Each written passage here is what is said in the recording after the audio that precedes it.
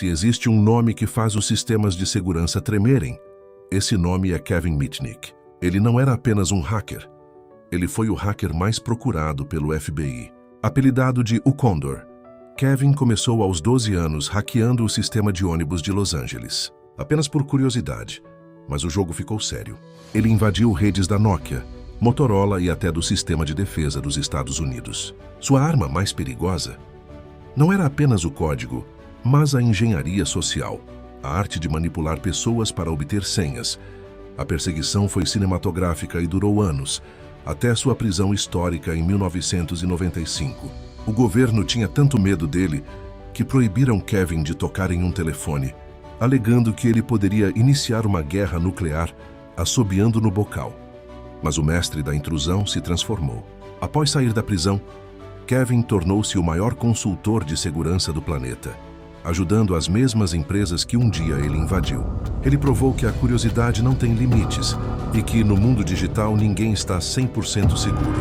Kevin Mitnick nos deixou em 2023, mas seu legado como o Condor viverá para sempre na história da internet. Depois de Kevin Mitnick, o mundo conheceu outro nome que fez o governo dos Estados Unidos tremer.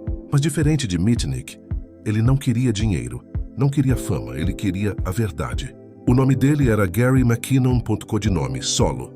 Entre 2001 e 2002, esse escocês desempregado, sentado em seu quarto em Londres, conseguiu realizar o que foi chamado de o maior hack militar da história. Ele invadiu sistemas da NASA, do Exército, dos Inhumacintia, da Marinha, da Força Aérea e até do Pentágono. Tudo usando um computador comum e conexão de escada. Mas agora vem a parte mais absurda. Gary dizia que não estava roubando nada. Ele estava procurando provas de tecnologia extraterrestre escondida. Segundo ele, encontrou arquivos misteriosos, listas chamadas de oficiais não terrestres e referências a transferências de frota para fora do planeta. O governo americano reagiu com fúria. Chamaram o ataque de o maior hack militar já realizado contra os Ipeniwa. Ele foi acusado de causar mais de $700 mil em danos e poderia pegar até 70 anos de prisão. Mas havia um detalhe. Gary tinha diagnóstico de síndrome de Asperger. Sua defesa alegava que ele era obcecado por teorias conspiratórias e não tinha intenção criminosa. Começou então uma batalha judicial que durou mais de 10 anos. O governo dos Ipeniwa exigia sua extradição. O Reino Unido resistia. A mídia explodiu. Ativistas entraram na luta. O caso virou símbolo de abuso de poder internacional. Até que em 2012, a decisão final foi tomada. Gary McKinnon não seria extraditado. Ele nunca foi julgado no EUA. E até hoje, o que ele realmente viu permanece um mistério. Ele era um criminoso? Um curioso ingênuo? Ou alguém que encontrou algo que não deveria? Porque às vezes, o maior segredo não é a invasão. É o que estava escondido lá dentro. Enquanto o mundo começava a confiar em compras online, alguém estava observando, esperando, calculando. O nome dele era Albert Gonzales, e ele liderou o que ficou conhecido como o maior roubo de dados da história. Entre 2005 e 2007, Gonzales comandou uma rede internacional de hackers. Mas isso não era amadorismo. Era uma operação quase militar. Eles invadiam redes de grandes varejistas, explorando falhas em sistemas de pagamento. Instalavam malwares silenciosos e capturavam dados de cartões em tempo real, sem que ninguém percebesse. Resultado: mais de 170 milhões de cartões de crédito e débito roubados. Um número tão absurdo que parecia erro de digitação. Empresas atingidas incluíam TJX Companies, Heartland Payment Systems, 7-Eleven, Hannaford. Milhões de pessoas afetadas. Prejuízos bilionários. Mas agora vem o plot twist. Antes de tudo isso, Albert Gonzales já havia sido preso por fraude online. E depois disso, virou informante do serviço secreto do EUA. Sim, enquanto ajudava o governo a capturar hackers, ele estava secretamente liderando o maior esquema de roubo digital do planeta. Ele jogava dos dois lados.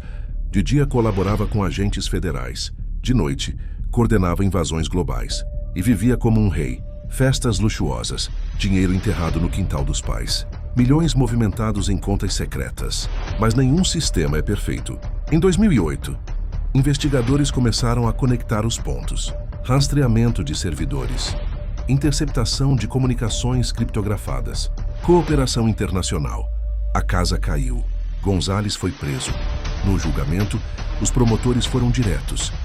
Este é um dos maiores crimes financeiros da era digital. A sentença? 20 anos de prisão federal. Uma das maiores penas já dadas a um hacker nos Estados Unidos. E aqui está o que assusta. Ele fez tudo isso antes da era das grandes criptomoedas. Se naquela época foi possível roubar 170 milhões de cartões, o que é possível hoje? Ele não era um gênio milionário. Não era líder de uma organização internacional. Ele tinha 15 anos. Seu codinome era Cesaro Mirage. Seu nome real, Jonathan James. E ele conseguiu algo impensável para um adolescente nos anos 90. Ele invadiu sistemas do Departamento de Defesa dos Estados Unidos. E também a NASA, sim. A NASA. Entre 1999 e 2000, Jonathan explorou vulnerabilidades em servidores governamentais. Mas não foi apenas um acesso superficial. Ele conseguiu acessar e-mails militares, baixar códigos-fonte de softwares estratégicos e obter informações de infraestrutura crítica. E o mais impressionante, ele teria copiado o código do sistema que controlava suporte de vida na Estação Espacial Internacional. A NASA ficou tão alarmada que desligou seus sistemas por semanas. O prejuízo estimado, mais de 1,7 milhão de dólares. E tudo isso feito do quarto de um adolescente na Flórida. Em 2000, ele foi preso. Se declarou culpado. Tornou-se oficialmente o primeiro menor de idade condenado por crimes cibernéticos nos Estados Unidos. Mas a história não acaba aí. Anos depois, em 2007, quando o governo começou a investigar o gigantesco esquema de roubo de cartões, liderado por Albert Gonzalez, Jonathan foi considerado suspeito, mesmo sem provas diretas. Ele negou envolvimento. Disse que temia uma acusação injusta, que o sistema precisava de um culpado. E então, em 2008, Jonathan James tirou a própria vida. Ele tinha 24 anos. Em uma carta, escreveu que não confiava no sistema judicial e que não queria enfrentar um processo que considerava injusto. Ele era culpado? Era um jovem gênio que cruzou a linha? Ou uma vítima da pressão de um governo que precisava mostrar força? A internet transformou adolescentes em alvos globais. E a pergunta que fica é: quantos Cesaro Mirages existem hoje, escondidos atrás de uma tela? Essa foi a parte 4 da série. E a próxima história pode ser ainda mais perturbadora. Alguns hackers queriam dinheiro, outros queriam fama, ele queria exposição. Seu nome era Adrian Lamo, mas ficou conhecido como o hacker mochileiro, porque diferente dos outros, ele não tinha base secreta, não tinha laboratório escondido. Ele viajava pelos Estados Unidos com uma mochila nas costas, invadindo sistemas usando Wi-Fi público, cafeterias, bibliotecas, cybercafés. E mesmo assim, conseguiu invadir gigantes como Microsoft, Yahoo, AOL e até o The New York Times. Em um dos casos mais famosos, ele acessou o banco de dados interno do New York Times e adicionou seu próprio nome à lista de especialistas do jornal. Era provocação. Era demonstração de falha de segurança. Era um aviso. E o mais curioso, depois das invasões, muitas vezes ele avisava as empresas sobre as brechas. Alguns chamavam isso de hacker ético, outros chamavam de criminoso oportunista. Em 2003, ele foi preso. Cumpriu prisão domiciliar, pagou multa. Parecia o fim. Mas a parte mais polêmica ainda estava por vir. Em 2010, um soldado do exército do Zimbábue entrou em contato com ele. O nome Chelsea Manning. Manning revelou ter vazado milhares de documentos confidenciais para o Wikileaks. Relatórios de guerra, comunicações diplomáticas, vídeos militares, informações que abalariam o mundo. E Adrian Lamo tomou uma decisão que mudaria sua vida para sempre. Ele denunciou Manning às autoridades. A prisão foi imediata. O caso virou manchete global. Lamo passou a ser visto como traidor pela comunidade hacker, colaborador pelo governo. Ele dizia que fez o que era certo, que havia vidas em risco. Mas para muitos, ele cruzou a linha invisível do código não escrito dos hackers. A partir dali, seu nome ficou marcado. Isolamento. Críticas. Teorias conspiratórias. Adrian Lamo morreu em 2018. E até hoje a pergunta permanece: ele foi herói? Vilão?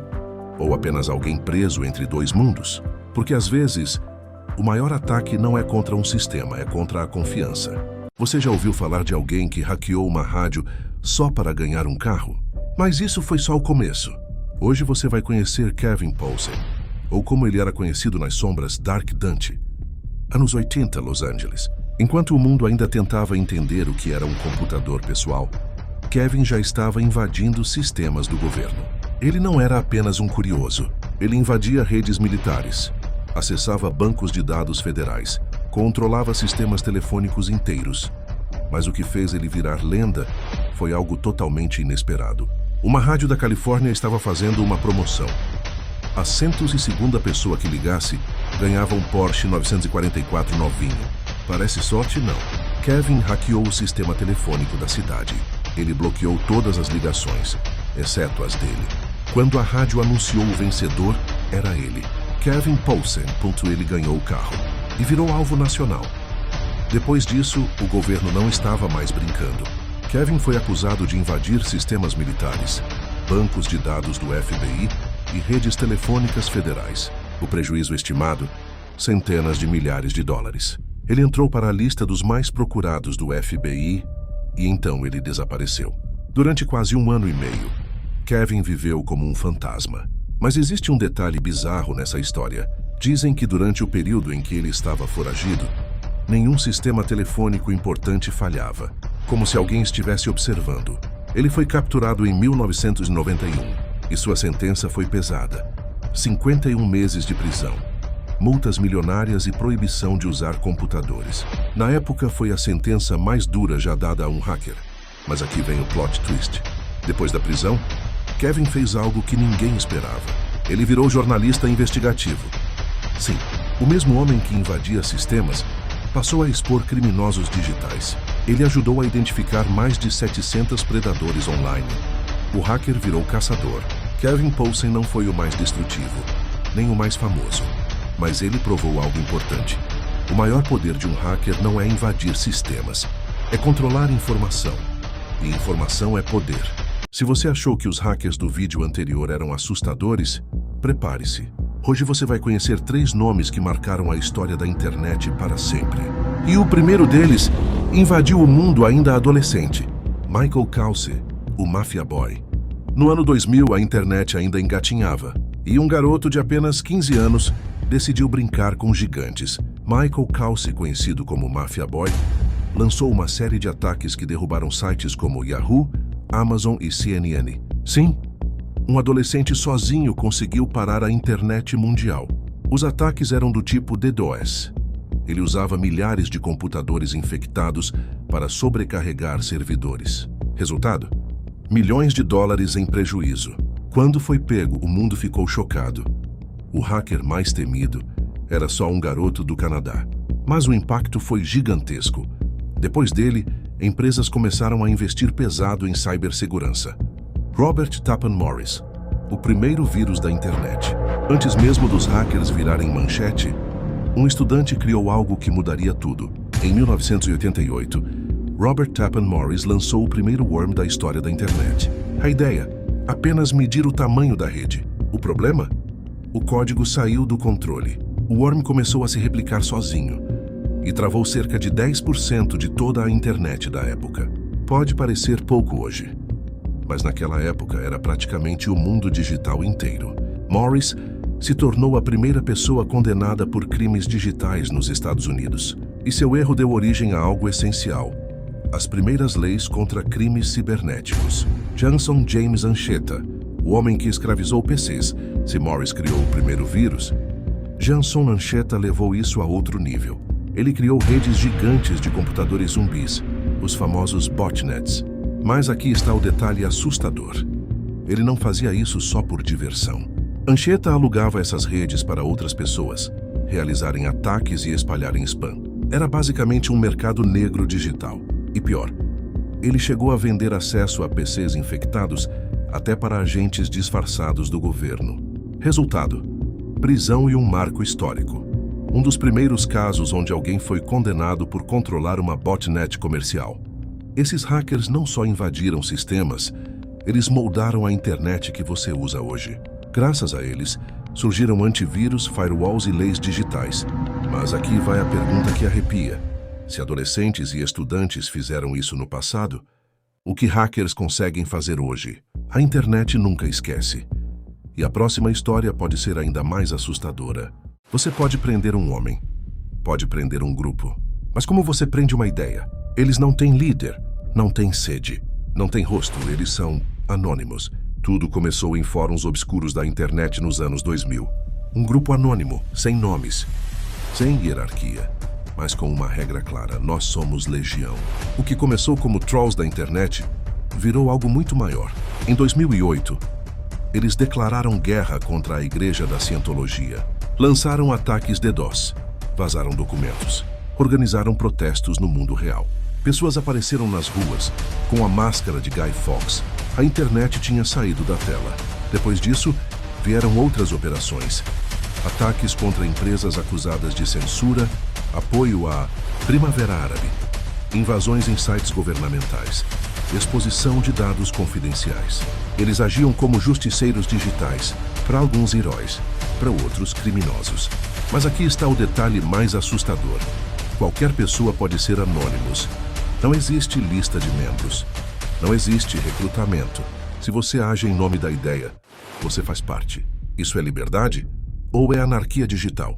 Governos começaram a prender participantes. Operações foram desmanteladas. Mas o coletivo nunca acabou. Porque Anonymous não é uma organização. É um símbolo. E símbolos não são presos. Desde Kevin Mitnick até os criadores de vírus, até exércitos de computadores zumbis, todos tinham um rosto. Todos tinham um nome. Anonymous não. E talvez essa seja a evolução final do hacking. Não é mais sobre invadir sistemas. É sobre controlar narrativas, sobre influenciar massas, sobre provar que o poder não está apenas em governos, mas em quem entende a rede.